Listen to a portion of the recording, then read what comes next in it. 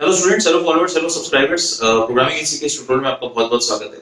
और आज का जो हमारा टॉपिक है स्टूडेंट्स वो है डेटा टाइप्स।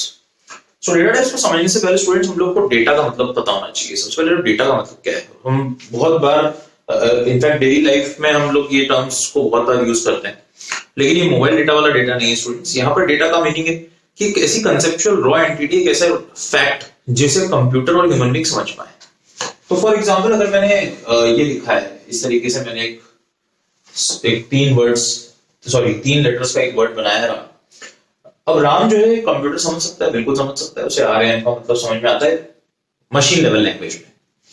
हम एज ए ह्यूमन बीइंग ये समझ सकते हैं ये आर है, ये है, इसीलिए हम इससे डेटा लेंगे। जरूरी नहीं कि किसी का नाम हो, ये भी हो सकता है किसी की कंप्यूटर का पासवर्ड हो, ये भी हो सकता है ये किसी की यूजर आईडी हो किसी पर्टिकुलर सोशल नेटवर्किंग वेबसाइट पे, राइट। इसी तरीके से अगर मैं यहाँ पर इस तरीके से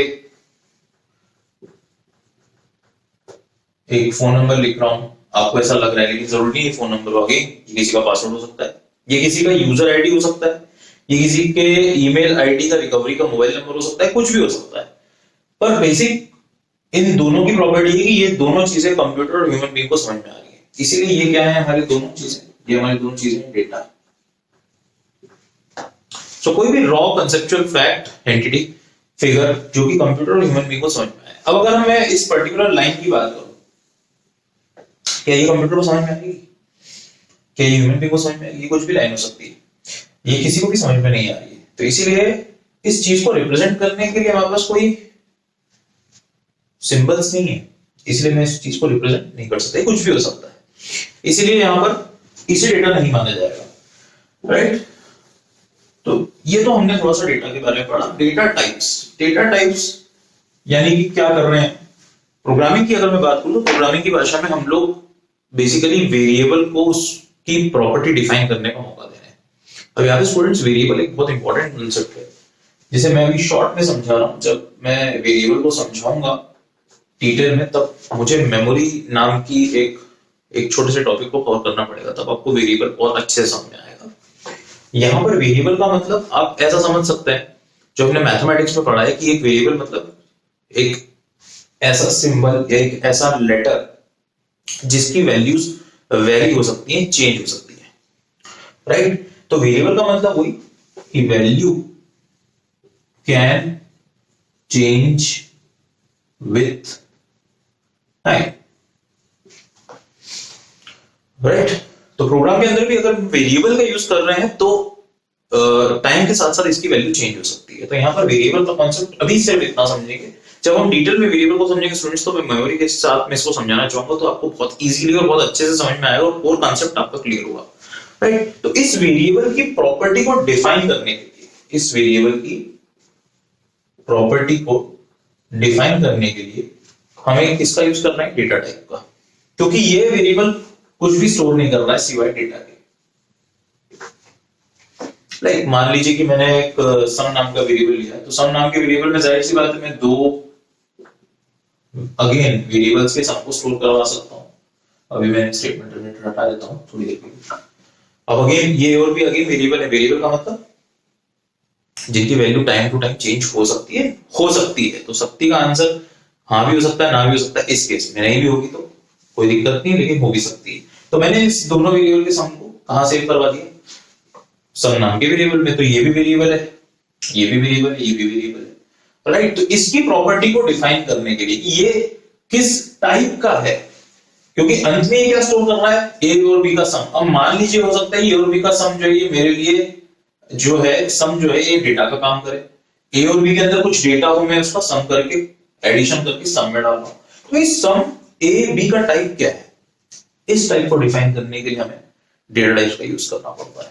तो वेरिएबल्स का बेसिक यूज ये है कि हम लोग को डेटा को स्टोर करना है और उस डेटा का कुछ ना कुछ टाइप तो होना चाहिए। तो इसीलिए हम क्या कर रहे हैं, डेटा टाइप्स का यूज कर रहे हैं। तो विदाउट डेटा टाइप्स एक प्रोग्रामिंग लैंग्वेज की कल्पना करना थोड़ा सा स्टूडेंट मुश्किल होगा। इसलिए यहाँ पर जो डेटा टाइप्स हैं वो थोड़ा सा इंपॉर्टेंट कंसेप्ट होता है। पबजी के अंदर तीन अलग अलग टाइप के डेटा टाइप्स हैं। तो सबसे पहले जो डेटा टाइप्स हैं वो है बेसिक डेटा टाइप्स, दूसरे आते हैं आपके थोड़ा सा मैं दूर कर देता हूँ यहाँ पे क्योंकि सो दूसरा डेटा टाइप जो है आपका वो है डिराइव्ड डेटा टाइप और तीसरा है वॉइड डेटा टाइप। ठीक है, so basic data types, derived data types, void data type. Basic में अगेन दो type, fraction sorry character data type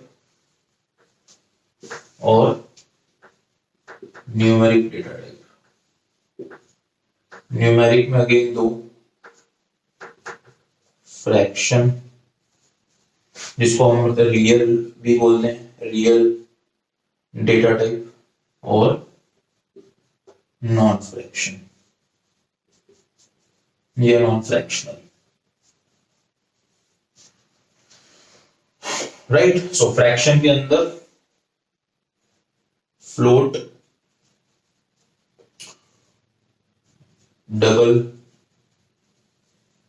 और लॉन्ग डबल। ठीक है, नॉन फ्रैक्शनल के अंदर बेसिकली है इंटीजर, लेकिन इंटीजर के भी अंदर है आपका शॉर्ट इंट,